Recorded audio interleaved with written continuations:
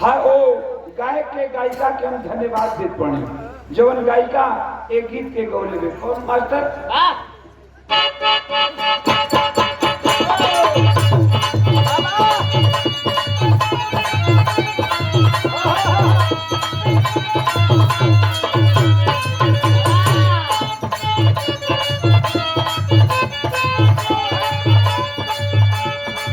कौनो मेहरारू अपना मर्द के तारीफ करते मिश्र जी कौनो मेहरारू अपना मर्द के तारीफ करते का कहते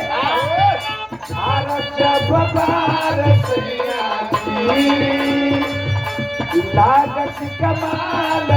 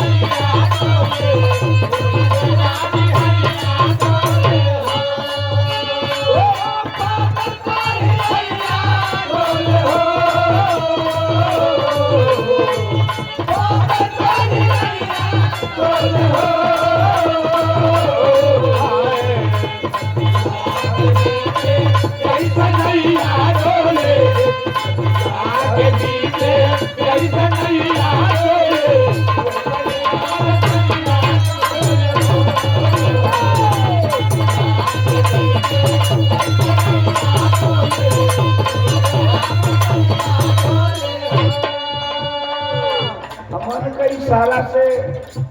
बता देगा आदमी भाव आदमी समझ जाएगा लेकिन आजकल के छोटकन को भी इनके देखा था वो लोग नाचत हुआ इतना बिरहा में भड़की कर देवन कि ये स्टेज ले वो स्टेज जो स्टेज ले स्टेज कूदत हो बिरहा के एक सम्मान हो बिरहा के एक लक्ष्मण रेखा हो भाव इसने बता था कि आदमी समझ भी जाए मजा भी आ जाए मजा भी ले ले बहुत बहुत